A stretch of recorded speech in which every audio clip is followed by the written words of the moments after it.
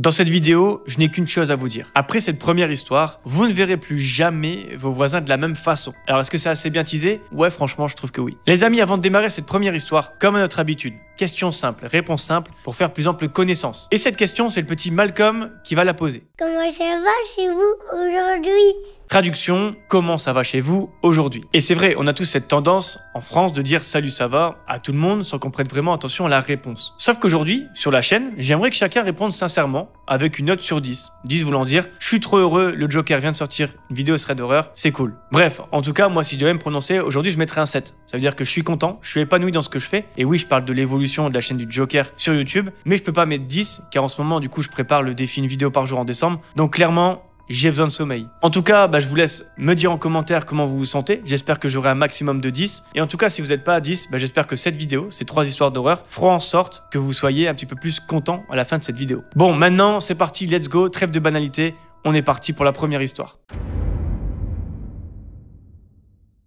C'est parti donc pour cette première histoire où on va suivre Marie, une jeune femme de 19 ans qui va vivre un véritable cauchemar dans une soirée. Ah, et je le précise, ça s'est passé aux États-Unis. Cette soirée, elle se passe chez sa meilleure pote qui s'appelle Allison. Et les parents d'Allison, eux, ont une très grande maison. Idéale pour faire la fête, me direz-vous. Et ça tombe bien, car ses parents sont pas là du week-end. Ce qui laisse tout loisir à Allison, Marie et ses amis d'organiser une grande soirée. Et c'est donc ce qui va se passer. Marie indique qu'elle va rejoindre la fête avec une amie à elle qui s'appelle Samantha. Ensemble, donc tous les deux, Marie et Samantha vont aller chez Allison sous les coups de 22h. Alors oui, pour nous les vieux, c'est l'heure d'aller au lit, mais quand on a la vingtaine, c'est le tout début des soirées, on le sait. En arrivant là-bas, Marie, elle décrit un petit peu la soirée, et clairement, c'est vraiment une fête typique américaine. Donc tout est 10 fois plus grand qu'en France, et il y a aussi énormément de monde à un point que la maison est bondée. Et à mon avis, Allison, ça doit être quelqu'un d'assez populaire. Et au début, comme on a l'habitude dans les threads d'horreur, j'ai envie de dire, tout se passe bien. Jusqu'à ce que Marie remarque qu'un garçon la regarde avec beaucoup d'insistance. Et Marie explique que ça se voit dans ses yeux qu'elle lui plaît. Et chose plutôt cool, c'est que Marie, elle n'est pas insensible non plus au physique de ce garçon. Elle se rapproche donc de Samantha et Allison qui les a rejoints, et elle dit qu'elle a croisé un mec trop beau et elle espère qu'il fera le premier pas. Samantha et Allison lui disent qu'elle doit pas attendre et forcer le destin entre guillemets en allant dans la cuisine, là où se trouve le garçon, et pour elle, c'est sûr, si le garçon est intéressé, il viendra la voir. Marie saute donc le pas et décide d'aller dans la cuisine pour se servir un verre en espérant que ce garçon vienne lui parler. Et il va faire mieux que ça, ce garçon. Lorsque Marie va rentrer dans la cuisine et se servir un verre, il va arriver derrière elle en lui touchant les cheveux. Alors Marie explique que c'est pas du tout déplacé, mais c'est plutôt une technique d'approche qu'il a fait et qui pour le coup fait son effet. Le garçon la complimente sur ses cheveux, ainsi que sa tenue de soirée, et Marie indique qu'il la drague ouvertement et qu'elle aime plutôt bien. C'est délicat, c'est bien fait, donc c'est assez cool. Et la discussion va durer quelques minutes, et le jeune garçon va lui dire que c'est l'ancien voisin d'Allison, et ce qui est cool, car ça renforce la confiance quand on rencontre quelqu'un qu'on ne connaît pas à une soirée. Et après quelques minutes à discuter, Marie et le garçon vont alors danser ensemble et passer du bon temps. Et je le rappelle, la maison elle est bondée, donc ils sont tous assez serrés dans la fête. La température monte entre Marie et le garçon et ils s'embrassent plusieurs fois. Et c'est à ce moment-là que le garçon va alors proposer à Marie de se servir un dernier verre, puis d'aller à l'étage dans une chambre pour être rien que tous les deux et continuer à faire connaissance. Et nous, on nous la fait pas celle-là. On sait très bien ce qui va se passer en haut. Bref, ils vont ensemble boire ce dernier verre, ils continuent de bien rigoler et se dirigent donc vers les escaliers pour aller à l'étage. Et avant de monter, Marie explique qu'elle va balayer la pièce du regard et va tomber sur Samantha. Marie dit donc à ce garçon qu'il peut attendre en haut car elle va juste faire un coucou à sa copine et lui dire au passage qu'elle monte avec ce garçon. Marie traverse la foule en salon pour rejoindre Samantha et elle dit à Samantha qu'elle est toute excitée à l'idée d'avoir rencontré ce garçon et elle voulait absolument lui en parler. Et Marie précise, elle explique aussi que c'est en fait l'ancien voisin d'Allison, ce qui est juste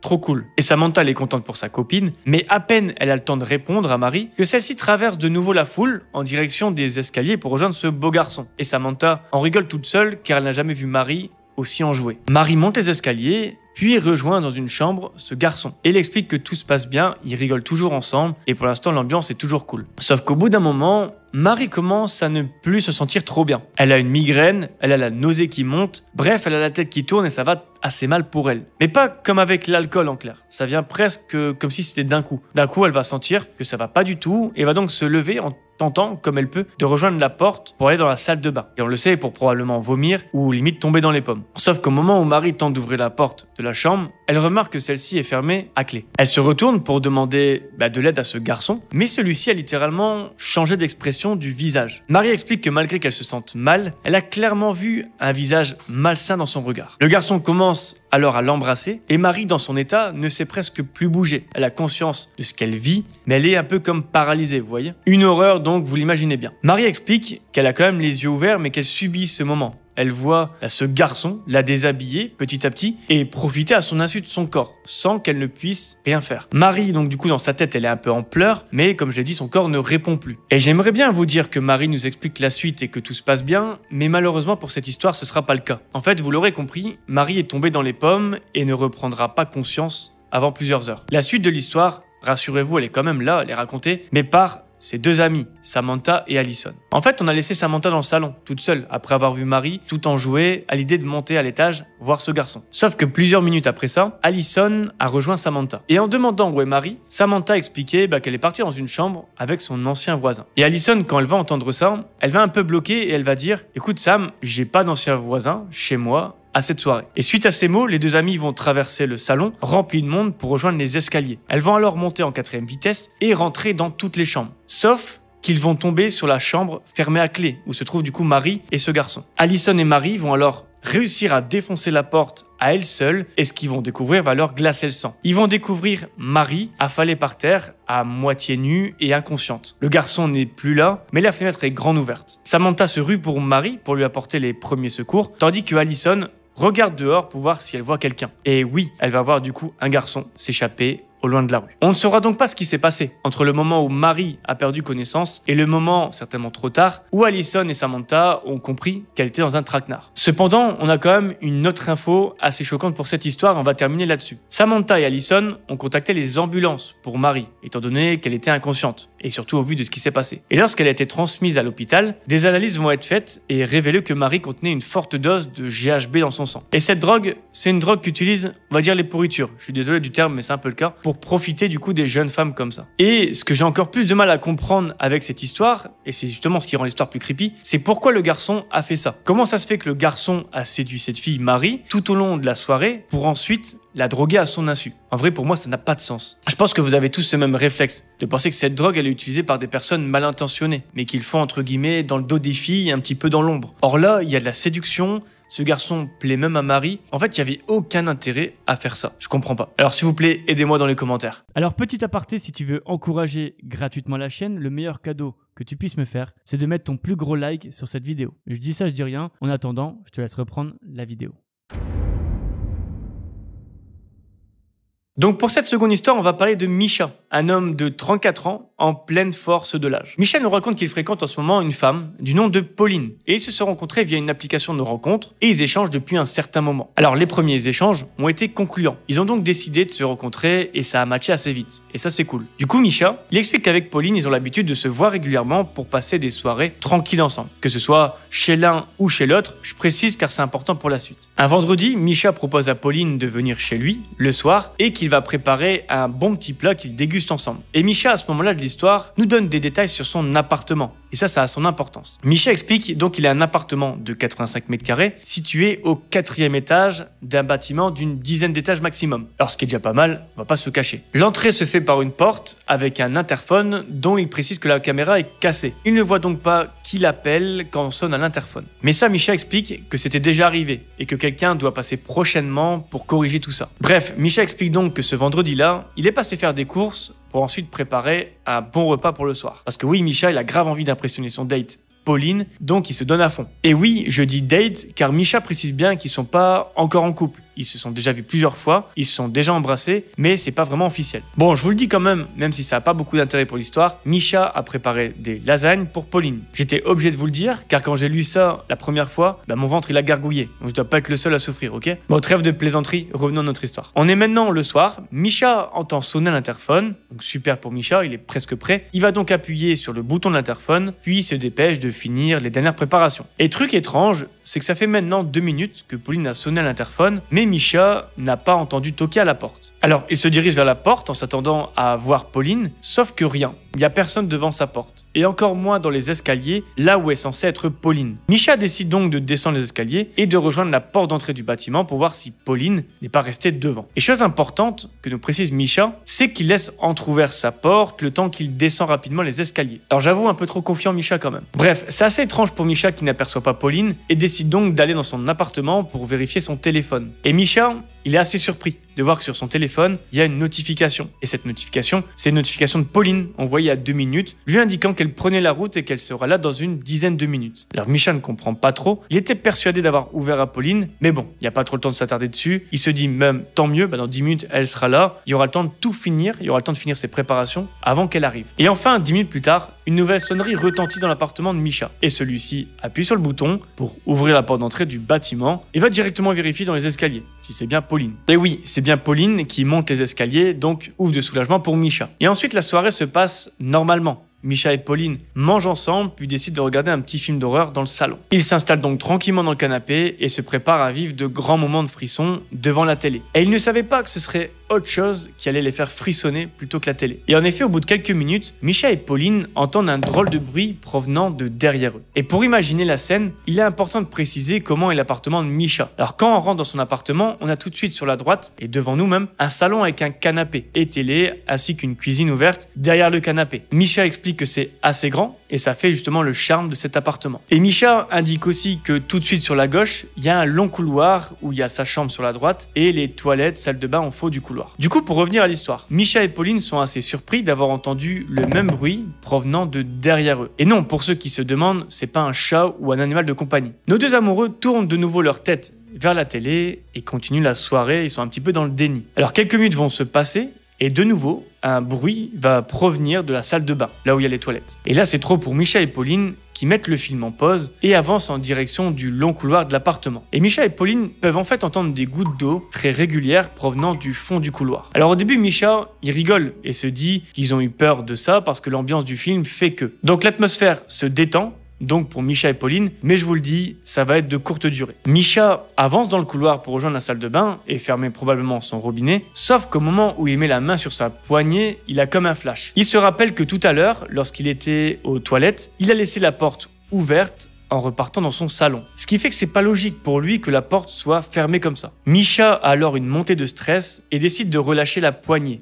et de faire machine arrière tout en ayant un visu sur la porte de la salle de bain. Il retourne donc tranquillement en direction de Pauline, qui l'attend au bout du couloir. Et il va lui dire de prendre tout de suite ses affaires, doucement, et de sortir de l'appartement. Misha et Pauline sortent donc de l'appartement et contactent immédiatement la police au cas où il y a quelqu'un dans la salle de bain. Il explique aussi qu'il a bien pris le soin de fermer à double tour la porte de son appartement au cas où la personne voudrait sortir. Quelques minutes plus tard, une patrouille de police arrive en bas de l'immeuble de Misha et ensemble ils décident de monter à l'étage pour voir ce qui se passe vraiment. 3 policiers entrent dans son appartement et s'ensuit plusieurs secondes de stress pour Misha et Pauline, jusqu'à ce qu'ils entendent un policier crier « Il est là !» Les policiers ont procédé à l'arrestation d'un vieil homme qui attendait derrière les rideaux de douche avec malheureusement un immense couteau à la main. Alors donc en effet, il y avait bien quelqu'un dans la salle de bain de Misha et heureusement pour lui qu'il a eu ce flash de dernière minute, dernière seconde même, car qui sait ce qui se serait passé s'il avait laissé la porte ouverte. Et pour finir sur cette histoire, on peut être à 99% sûr que cette personne soit celle qui est sonnée à l'interphone au début de l'histoire et que celle-ci du coup a probablement pu rentrer chez Misha lorsqu'il est descendu des escaliers en laissant sa porte ouverte. Moralité de l'histoire pour aujourd'hui, fermez vos portes et tout se passera bien, ou plutôt n'ouvrez jamais vos portes à quiconque. Et voilà, c'est la fin de cette seconde histoire. Maintenant, on va enchaîner sur une troisième histoire et restez bien accrochés parce que celle-ci vaut le détour.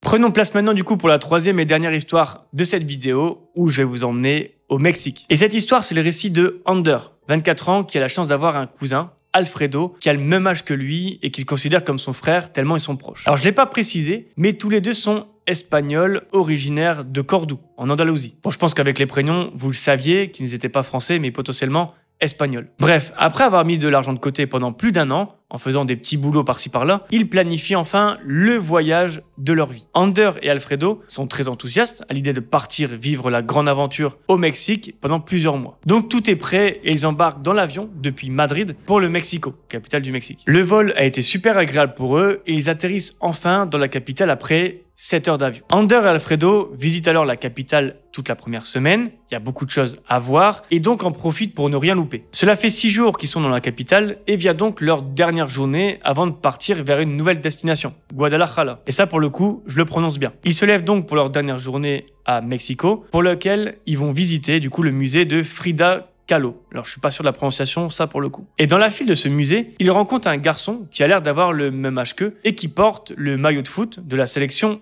espagnole. Ce garçon vient vers eux et commence à leur parler. Il se présente et il s'appelle Javier. Et étant tous les deux fans de foot et donc de l'équipe nationale d'Espagne, Ander et Alfredo engagent la discussion avec Javier. Ils font connaissance et sympathisent avec le jeune homme. Et il se trouve même des points communs. Ander et Alfredo leur disent qu'ils viennent de Cordoue et que lui, l'autre garçon, vient d'un village proche de Séville. Alors pour les nuls en géographie, dites-vous que c'est pas trop loin. Mais petit truc bizarre quand même, c'est qu'Ander et Alfredo nous expliquent que Javier, il a pas du tout l'accent espagnol. Il a même plutôt l'accent mexicain. Et vous savez, même s'ils parlent la même langue, c'est un peu comme nous les francophones. On a des accents, qu'on vienne du nord de la France ou du sud par exemple. Ander et Alfredo vont alors lui faire la remarque, en plaisantant bien sûr pour ne pas l'offenser. Mais celui-ci va dire qu'il est à Mexico depuis quelques semaines maintenant et qu'il a attrapé directement l'accent mexicain à son arrivée. Alors oui, c'est très louche, mais vous savez pas encore la suite. Bref, tous les trois vont tout de même faire la visite du musée ensemble et continuer à sympathiser. Après tout, Javier a beau avoir l'accent mexicain, il a le maillot de foot espagnol, donc aucune raison de ne pas le croire. Ensuite, à la sortie du musée, Javier propose à Ander et Alfredo d'aller se réhydrater dans un salon de thé. Et ça tombe bien car il en connaît un à une quinzaine de minutes à pied dans les quartiers reculés du centre-ville de Mexico. Et Ander et Alfredo sont motivés, c'est leur dernière journée et s'ils peuvent découvrir de nouvelles choses avant de partir, ils sont partants. C'est ainsi qu'ils vont s'éloigner du centre-ville de Mexico. Et sur la route, pour se rendre à pied au salon de thé, Ander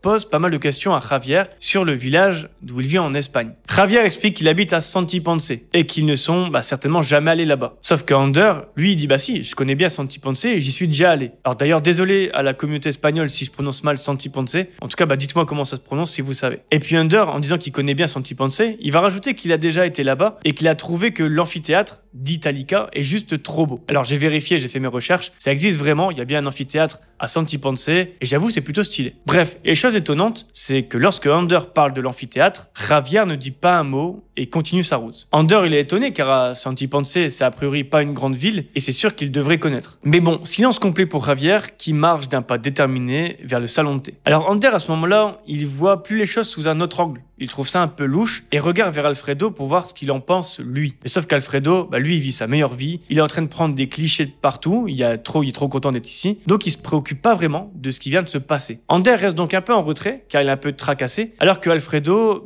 lui il discute avec Javier et le courant passe très bien. Ander peut entendre que Javier connaît les moindres recoins de la ville. Et encore une fois, ça sonne bizarre dans la tête d'Ander car c'est pas logique que Javier connaisse mieux Mexico que Santi Ponce, alors qu'il est théoriquement ici depuis 1 mois seulement. Et vous pensez que ça allait s'arrêter là? Eh pas du tout. En fait, Ander remarque au bout de 10 minutes de marche que plus ils avancent vers ce fameux salon de thé, plus les quartiers sont craignos. Et ça, Ander, il a envie que son cousin le remarque et soit avec lui. Mais non, Alfredo est dans sa bulle, insouciant de ce qui est réellement en train de se passer. Et alors qu'ils arrivent en face d'un salon de thé, Ander se souvient qu'à ce moment-là, il a regardé tout autour de lui et il se rappelle comme si c'était hier de l'ambiance qui était pour le moins très anxiogène. Javier, Ander et Alfredo donc rentrent tout de même dans le salon de thé et Ander explique que la pièce est vide, qu'il y a juste un canapé avec une petite table et rien d'autre. En tout cas, ce que je dis depuis tout à l'heure, c'est Ander qui le raconte. Et lui, il explique que plus les minutes passent, plus il se sent piégé. Et que malheureusement, Alfredo est tellement dans son monde qu'il ne peut pas partir en courant sans rien dire. Il reste donc, entre guillemets, pour protéger Alfredo et il saisira la première opportunité pour alerter son cousin. Mais cependant, tout se passe étonnamment bien dans le salon de thé. L'ambiance, même si elle est glauque, elle se détend petit à petit. Alfredo boit son thé, tandis qu'Ander, lui, reste toujours méfiant, fait semblant de boire. Et il explique que ça va lui sauver probablement la vie. Parce qu'au bout d'une demi-heure, Ander commence à remarquer qu'Alfredo ne va pas très bien. Lui, donc Alfredo,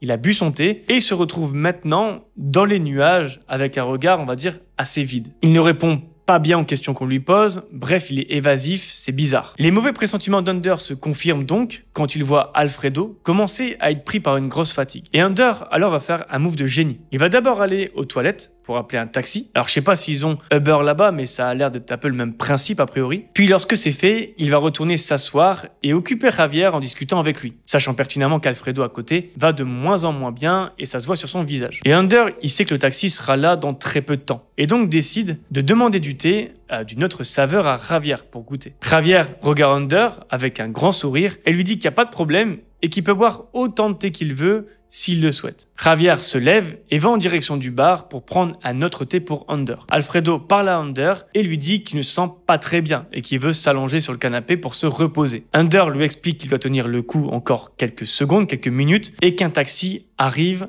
très vite. S'ensuit de longues secondes avant que Javier ne revienne avec un thé. Under tient le bras de son cousin pour le soutenir et surtout ne pas montrer qu'il est vraiment dans le mal. Revient donc ensuite Javier avec un grand sourire et son thé à la main. Javier remarque immédiatement qu'Alfredo n'est pas très bien et lui propose de suite de le transporter dans l'arrière du salon, là où il y a des matelas pour se reposer. Alors oui, c'est très louche si on te dit ça dans un salon de thé. Under fait alors le choix de demander une couverture parce qu'Alfredo a froid, mais qu'il préfère rester là pour finir leur thé avant. Javier s'exécute quand même et part en direction de l'arrière-boutique, mais on voit qu'il est un peu agacé. Et c'est à ce moment-là que sonne le téléphone d'Under, c'est le taxi qui est devant le salon de thé. Under prend donc vite Alfredo par le bras et court en direction du taxi. Une fois à l'intérieur du taxi, ils sont enfin en sécurité, mais le plus urgent reste de conduire Alfredo à l'hôpital. Car pour sûr, il s'est fait empoisonner par le biais du thé. Alors heureusement, le chauffeur de taxi a compris qu'il y avait urgence et a démarré en trombe. Et Under, en partant, regarde en direction du salon de thé derrière lui et il peut y voir Javier sortir de la boutique et hurler de rage. Alors ouf de soulagement pour nos deux cousins, Under et Alfredo. Et je tiens à signaler quand même qu'Under